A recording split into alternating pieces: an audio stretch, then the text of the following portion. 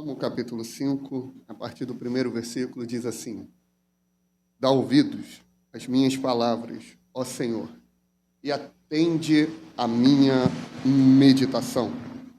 Atende a voz do meu clamor, Rei meu e Deus meu, pois a ti orarei. Pela manhã ouvirás a minha voz, ó Senhor. Pela manhã apresentarei a ti a minha oração e vigiarei, porque tu não és um Deus que tenha prazer na iniquidade, nem contigo habitará o mal. Os loucos não pararão à tua vista. Odeias a todos os que praticam a maldade.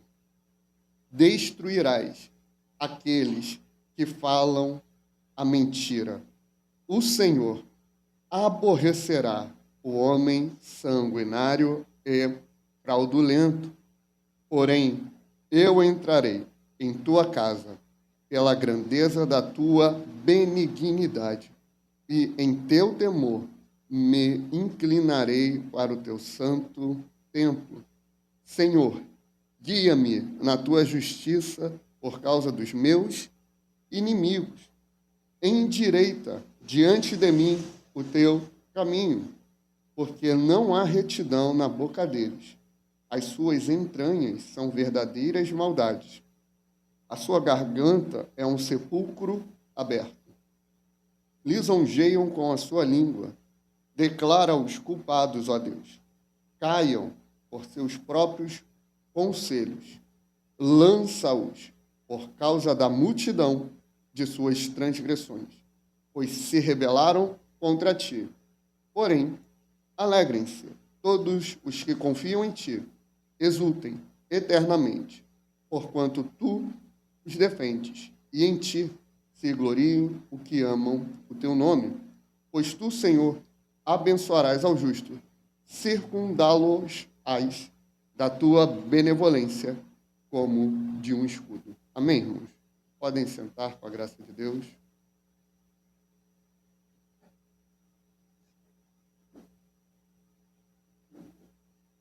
Amados, nós cremos, afirmamos, depositamos toda a fé nisso que vou dizer e apostamos a nossa vida que Deus criou o homem, amém?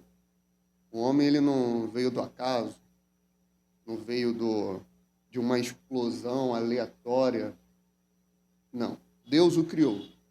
E quando Deus cria o homem, ele cria o homem à sua própria imagem, conforme a sua semelhança. Porém, hoje, o homem, ele tenta redefinir quem Deus é. O homem, ele é a imagem de Deus. O homem, ele foi criado para ser uma espécie de representação de quem Deus é aqui. Só que a altivez, ela tomou conta do homem, a soberba entrou no coração humano e desconfigurou aquilo que o homem deveria ser e fazer, para que hoje o homem ache que tem autoridade de criar Deus. Por isso tem muitas religiões. O ser humano vai criando deuses à sua própria imagem e semelhança. Você vai vendo no Egito, né, que ali os homens criaram vários deuses. Tem o Ra, que é o deus sol, tem o deus da noite, o tal do Anubis, tem da fertilidade, o deus do rio Nilo. Tem vários tipos de deuses, porque eles vão criando deuses à sua própria imagem e semelhança. Não é assim que o mundo foi criado, não é com essa ordem. Quando você cria um Deus à sua imagem e semelhança, você está entrando em idolatria. Só que isso não acontece só nas outras religiões. A forma como nós lemos a Bíblia vai ditar se nós nos submetemos à pessoa de Deus. Se nós lemos a Bíblia e escolhemos uma parte em detrimento da outra, nós estamos criando um Deus à nossa própria imagem e semelhança. Quando você vai descrever alguém, você tem que descrever a verdade sobre aquela pessoa. Você não pode só menosprezar um ponto, enaltecer outro, ou retirar um ponto e enaltecer outro. Não. Você tem que falar daquela pessoa por completo. Quando a gente olha para a Bíblia e enxerga ali um Deus vingativo, um Deus que se ira, um Deus que levanta a sua espada, e só enxerga isso da parte de Deus, está errado.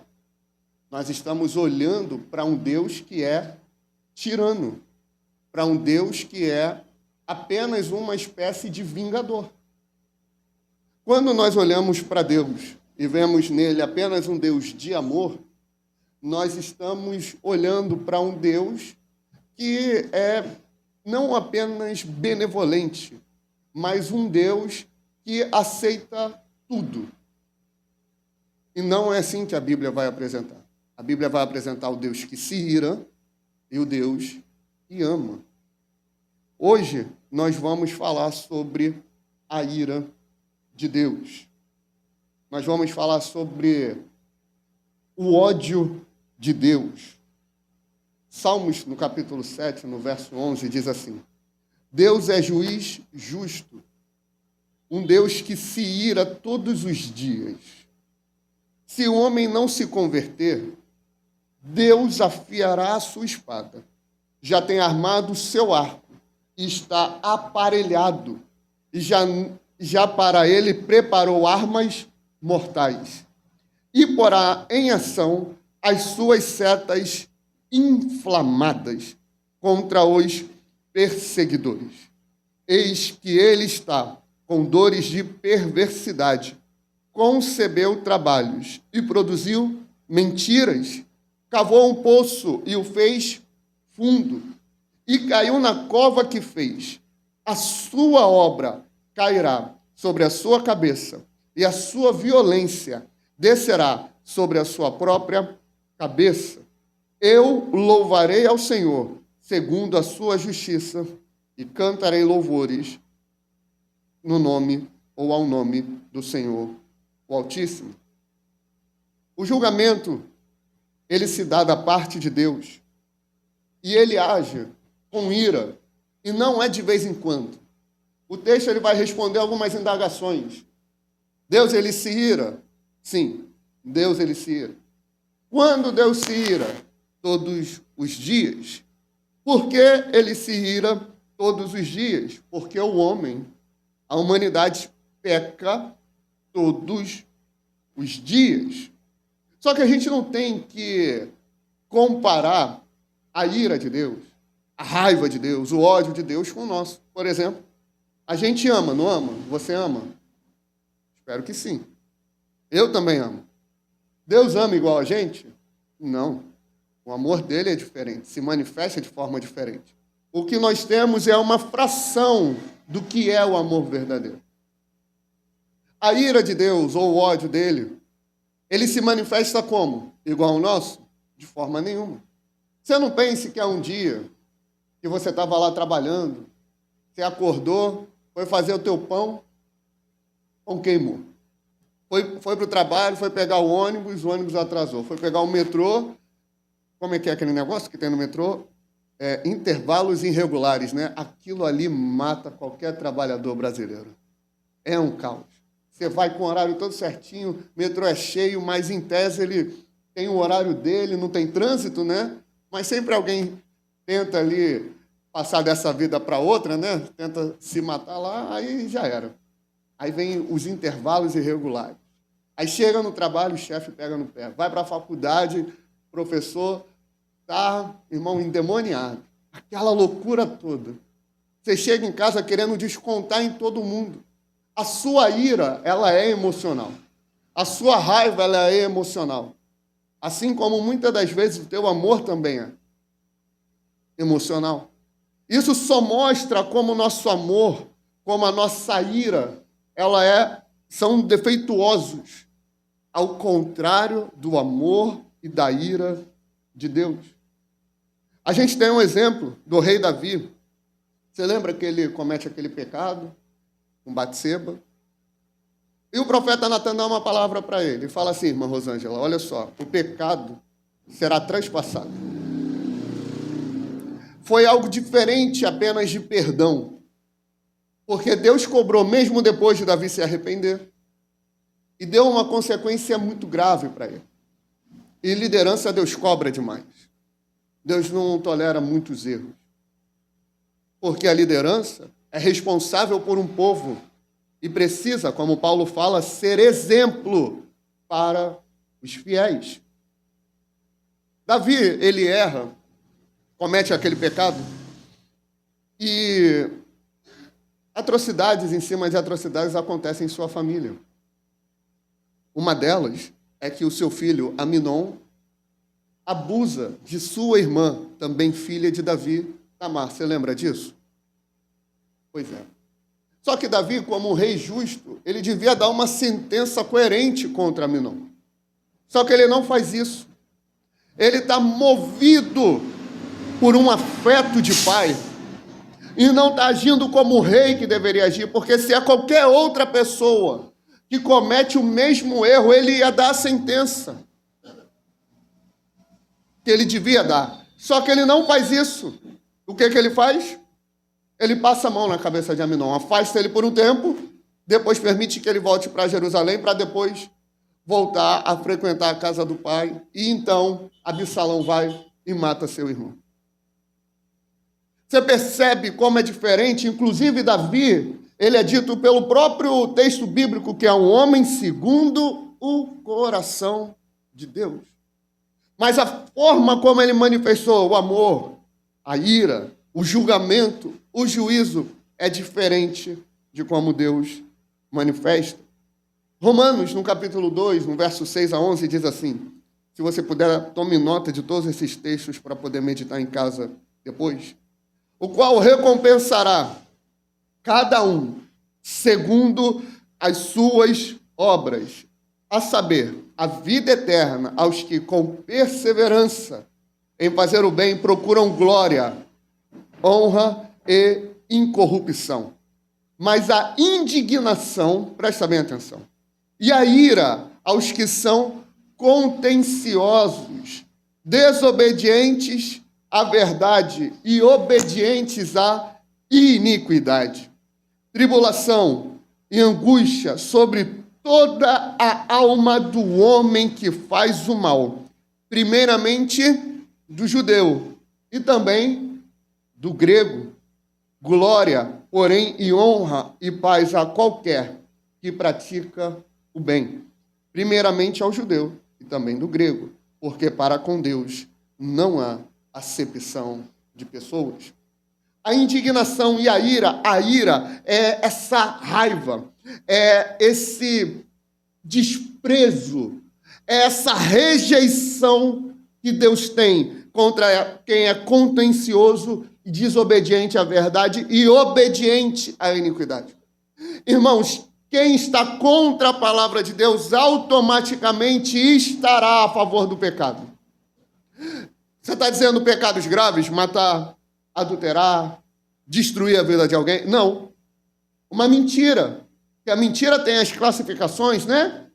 A mentirinha e a mentira grande. Qualquer tipo de pessoa que está contra a palavra de Deus, que não crê, não segue a Bíblia, os evangelhos, aquilo que Cristo ensinou e os apóstolos ratificaram e esclareceram para a gente. Qualquer pessoa assim está contra a palavra de Deus, está a favor da iniquidade e do pecado. A consequência para a vida dessa pessoa, tribulação e angústia sobre toda a alma que faz o mal. Só que a manifestação da ira de Deus, ela não acontece da forma como a gente está achando. A gente acha que todo mundo que está enfermo está em pecado, né? Não tomou ceia, está em pecado. Não está indo para a igreja, está em pecado. Está tudo dando errado na vida deles, está em pecado. Se fosse assim, irmão, nossa, tanto pecado que eu carrego, então, tanto pecado que você carrega, nem tudo dá certo na vida. Isso não necessariamente é consequência do pecado e manifestação da ira de Deus. Vou te dar um exemplo. Em Romanos 1, verso 18, Paulo vai falar assim: porque do céu se manifesta a ira de Deus sobre toda a impiedade e injustiça dos homens, que detêm a verdade em injustiça. Porquanto que de Deus se pode conhecer, nele se manifesta, porque Deus lhe manifestou, porque as suas coisas invisíveis, desde a criação do mundo, tanto o seu eterno poder, como a sua divindade se entendem e claramente se veem pelas coisas que estão criadas, para que eles fiquem inexcusáveis, porquanto, tendo conhecido a Deus, não glorificaram como Deus. O que Paulo está dizendo até aqui? A criação é uma das maiores testemunhas que Deus existe. Ele está escrevendo isso aos romanos. A igreja que estava em Roma tinha que viver o desafio de estar no meio de um povo completamente idólatra. Então ele está falando, olha só, para eles aí, a grande testemunha da existência de Deus é a criação de tudo. Só que eles rejeitaram isso. Vamos continuar aqui o texto? Porquanto, tendo conhecido a Deus, não glorificaram como Deus, nem lhe deram graças, antes em seus discursos se desvaneceram, e o seu coração insensato se obscureceu. Dizendo-se sábios, tornaram-se loucos, e mudaram a glória do Deus incorruptível em semelhança da imagem de homem corruptível, de aves, quadrúpedes e de répteis. Por isso também Deus os entregou às concupiscências, ou seja, a cobiça, de seus corações, a imundícia, para desonrarem seus corpos entre si. Pois mudaram a verdade de Deus em mentira, e honraram e serviram mais a criatura do que o Criador, que é bendito eternamente. Amém. Por isso Deus os abandonou às paixões infames, porque até as suas mulheres mudaram o uso natural, no contrário à natureza, e semelhantemente também os homens, deixando o uso natural da mulher, se inflamaram em sua sensualidade, uns para com os outros, homens com homens, cometendo torpeza e recebendo em si mesmo a recompensa que convinha ao seu erro. E como eles não se importaram de ter conhecimento de Deus, assim Deus os entregou a um sentimento perverso, para fazerem coisas que não convêm, estando cheios de toda a iniquidade, fornicação, malícia, avareza, maldade, cheios de inveja, homicídio, contenda, engano, malignidade, sendo murmuradores, detratores, aborrecedores de Deus, injuriadores, soberbos, presunçosos, inventores de males, desobedientes aos pais e às mães, nécios, infiéis nos contratos, sem afeição natural, irreconciliáveis, sem misericórdia, os quais, conhecendo o juízo de Deus, que são dignos de morte, os que tais coisas praticam, não somente as fazem, mas também consentem aos que fazem. O que esse texto longo quer dizer para a gente? Paulo está explicando a manifestação de Deus e a consequência de quem rejeita. Em nenhum momento você viu aqui enfermidade. Em nenhum momento você viu Paulo dizendo aqui, olha, Deus vai trazer desemprego, Deus vai empobrecer, nada disso. Ele está explicando que a ira de Deus vai se manifestar com a interrupção da graça sobre a vida da pessoa. Explica melhor, pastor. O pecado é ruim, irmãos. O pecado ele é ruim. Ele pode ter um prazer momentâneo, mas o pecado ele é ruim. O pecado ele mata a nossa vida espiritual. O pecado ele nos afasta de Deus. Isaías, o profeta, vai falar isso.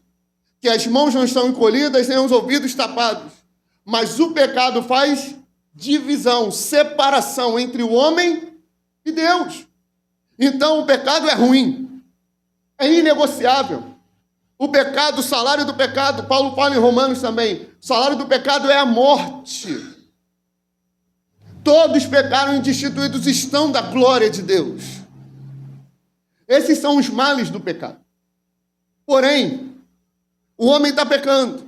O homem está pecando. Aí vem a graça de Deus. Se arrepende. Mas a graça não se manifesta só quando alguém prega para o pecador.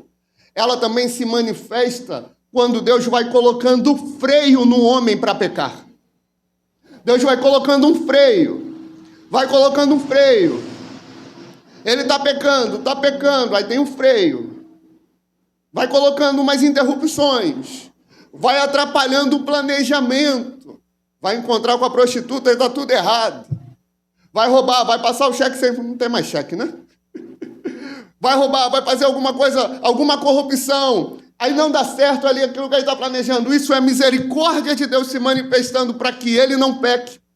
Mas como o homem ele é teimoso, o homem ele é duro de coração, o homem ele é incansável no pecado, o que é que ele faz? Eu quero continuar pecando. Deus ele retira essa trava e entrega, que é o que Paulo fala, as próprias paixões naturais.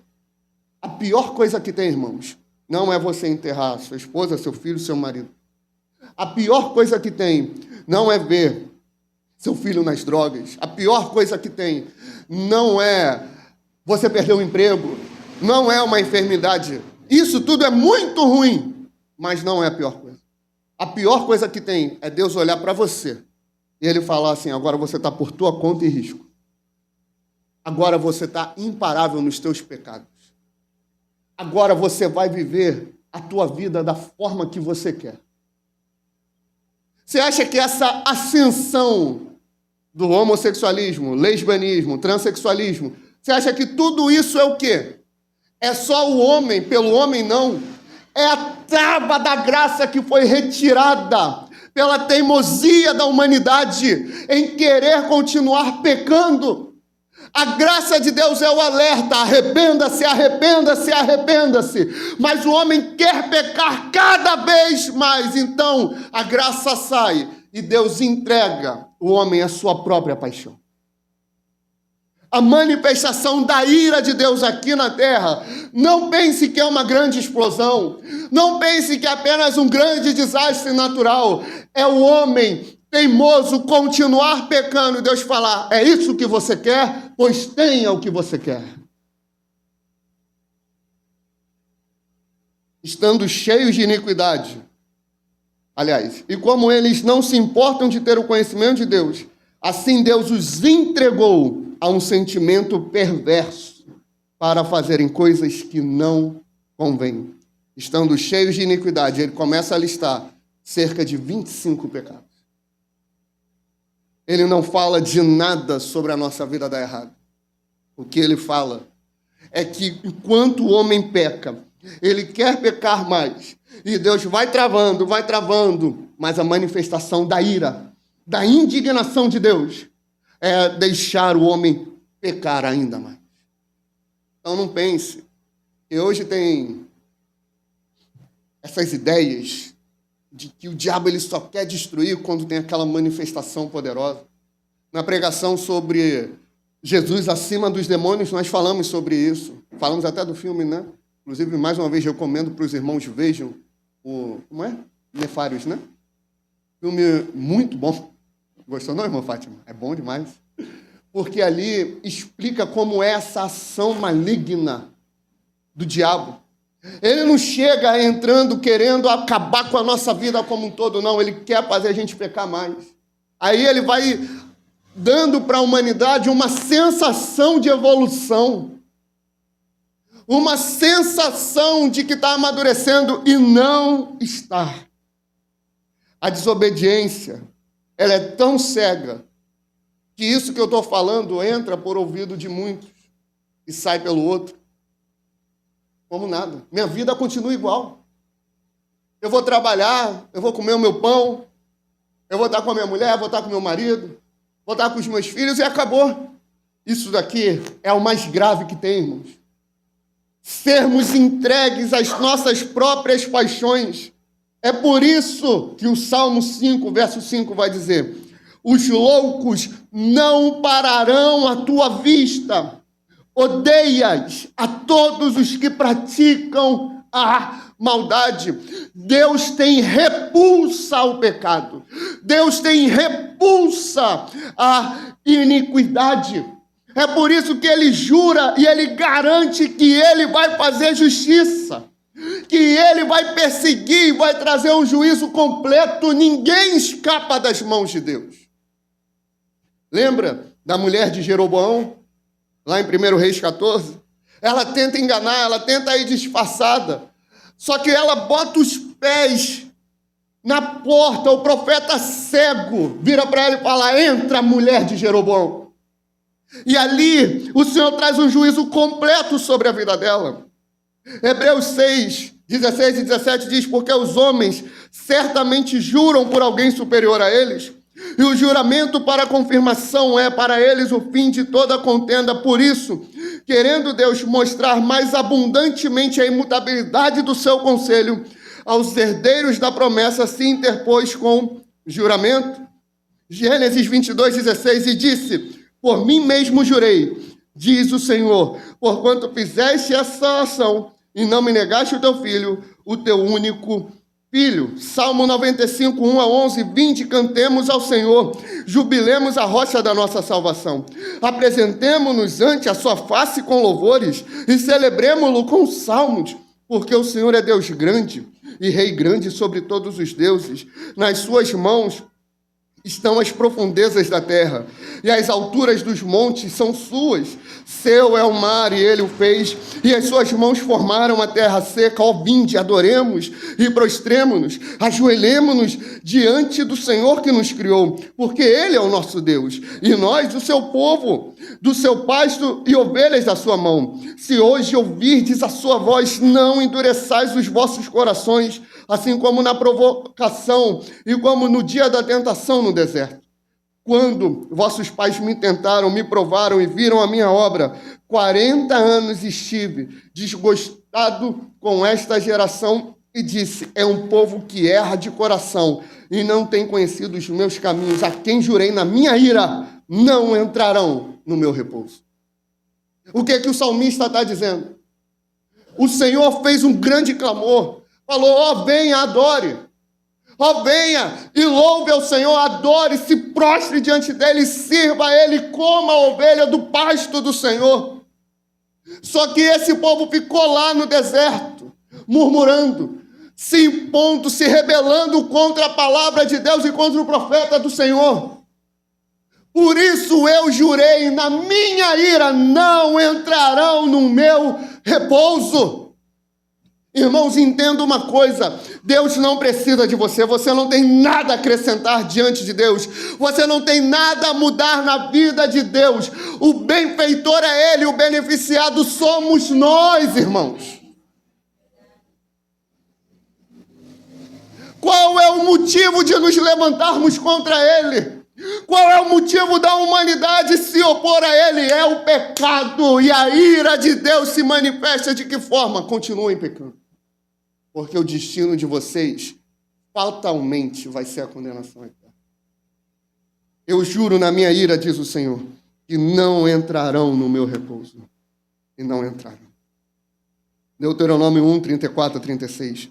Ouvindo, pois, o Senhor a voz das vossas palavras, indignou-se e jurou, dizendo: nenhum dos homens desta maligna geração verá esta boa terra que jurei dar a vossos pais. Salvo Calebe, filho de Jefoné, ele haverá, e a terra que pisou darei a ele e a seus filhos, porquanto perseverou em seguir ao Senhor. Deus é benevolente, mas ele se ira, se indigna, se levanta com mão forte. Antigo Testamento, pastor, tem problema? Hebreus 12, 28 e 29. Por isso, tendo recebido um reino que não pode ser abalado, retenhamos a graça pela qual sirvamos a Deus agradavelmente com reverência e piedade. Por quê? Porque o nosso Deus é um fogo consumidor. Ele se vinga ele age com justiça e ele se ira todos os dias. O débito que a humanidade tem não é com o diabo, não é com homens, não é com demônios, não é com governantes, é com Deus. Lucas 12, 4, 5. E digo-vos, amigos meus, não temais os que matam o corpo e depois não tem mais o que fazer. Mas eu vos mostrarei a quem deveis temer. Temei aquele que depois de matar tem o poder de lançar no inferno. Sim, vos digo, a esse temei. Mateus 3,7, vendo ele, João Batista, muito dos fariseus e dos saduceus que vinham ao seu batismo, dizia-lhes, raça de víboras, quem vos ensinou a fugir da ira futura? 1 Tessalonicenses 1,10, e esperar dos céus o seu Filho, a quem ressuscitou dentre os mortos, a saber, Jesus, que nos livra da ira futura. A ira de Deus, a cólera de Deus, tudo isso não pode soar para os que creem como uma notícia ruim. Isso tem que gerar temor e reverência. Não, mas eu vou servir a Deus pelo medo. Não é isso. Eu, quando criança, olhava para essa gigante mulher e para o Mário, para o meu pai, então, misericórdia, Isso não quer dizer que eu não amasse eles. Mas eu sabia que quando eu saía... Não era se eu saísse, Mas era quando eu saía. Eu sabia que quando eu saía da linha, viria um castigo. Porque eles precisavam ser justos. Eles não podiam tolerar. É por isso que chega ali os filhos com 14, 15, 18 anos, o pai vira, bota a mão na cabeça, onde foi que eu errei? Errou quando o filho tinha 2, 3 anos, tinha 5, 6, 7 anos, e você não colocou limites. E a consequência veio depois, ele se tornou um pecador muito pior. Muito, muito, muito pior. O temor e a reverência não substitui ou retira o amor que a gente tem a Deus como Pai. O fato dele ser Pai não quer dizer que ele não seja juiz e não quer dizer que ele não seja rei. O amor nós vamos falar nas próximas semanas. Mas nós temos que olhar para ele com temor devido e entender toda a repulsa que ele tem. E não espere, irmãos, explicações claras sempre do porquê Deus odeia determinada ação ou atitude. Ele odeia e ponto final. E a benevolência dele é tão grande que os pecados que ele odeia, ou seja, todos os pecados, nos fazem mal. Atrapalham a nossa vida. E mesmo que não atrapalhasse, só o fato dele odiar, só o fato dele se irar, já é o suficiente para a gente ter a reverência e a piedade necessária para fugir do pecado. Porque é só em Cristo, irmão. Não tem outra forma de sobreviver e chegar à vida eterna com Deus se não for em Cristo Jesus. É o que Paulo fala aos Tessalonicenses, esperar dos céus o seu Filho, a quem ressuscitou dentre os mortos, a saber, Jesus, que nos livra da ira futura. Apocalipse 19, 1 a 3. E depois destas coisas ouvi no céu uma grande voz de uma grande multidão que dizia, aleluia, a salvação, a glória, a honra e o poder pertencem ao nosso Deus. Porque verdadeiros e justos são os seus juízos, pois julgou a grande prostituta que havia corrompido a terra com a sua fornicação. E das mãos dela vingou o sangue dos seus servos. E outra vez disseram, aleluia, aleluia, e a fumaça dela sobe para todo sempre. Apocalipse 6, 14 a 17. E o céu retirou-se como um livro que se enrola, e todos os montes e ilhas foram removidos dos seus lugares, e os reis da terra, e os grandes, os ricos, os tribunos, os poderosos, e todo servo e todo livre, se esconderam nas cavernas e nas rochas das montanhas, e diziam aos montes e aos rochedos, caí sobre nós, escondei-nos do rosto daquele que está assentado sobre o trono, e da ira do Cordeiro, porque é vindo o grande dia da sua ira, e quem poderá subsistir? Eles preferiam que montes caíssem sobre eles do que enfrentar a ira de Deus. Isso tem que gerar temor. E outra vez vi o grande e admirável sinal no céu, Apocalipse 15:11, 7 anjos que tinham as 7 pragas, porque nelas é consumada a ira de Deus. Tozer vai dizer, a ira de Deus se reflete na sua total intolerância ao que quer que degrade ou destrua. Tudo aquilo que é mal, tudo aquilo que é corruptível, irmãos, Deus odeia. E eu e você, como igreja, precisamos ter um posicionamento contrário a isso. Precisamos fugir do pecado, igual o diabo foge da cruz. Nós precisamos resistir ao diabo, resistir ao pecado, porque senão a ira dele vem. João, o apóstolo, ele vai relatar uma fala de Jesus no capítulo 3 do seu evangelho. Ele diz assim, aquele que tem o filho tem a vida, e aquele que não tem o filho não tem a vida, e a ira de Deus sobre ele permanece. É contundente, irmãos. Não é condicional. Não, esse pecado aqui ele vai tolerar. Não, irmãos. Não abra uma brecha. Não dê ouvidos ao não tem nada a ver. Lute, persista contra o pecado. Você não vai ser perfeito. Mas se for para pecar, pelo menos peque pecados novos. Porque quanto mais você vai pecando o mesmo pecado, você vai se acostumando com aquilo, vai abrindo várias e várias brechas. Hoje é um olhar para a mulher que passa na rua, amanhã é um olhar para a pornografia, depois é para o adultério e para a fornicação. Hoje você pega alguns centavos, amanhã você omite uma nota fiscal e daqui a pouco você está roubando o país. Não abre brecha, porque Deus se ira de forma contundente contra o pecado. Mas para aqueles que se arrependem, para aqueles que têm fé em Cristo, têm vida eterna.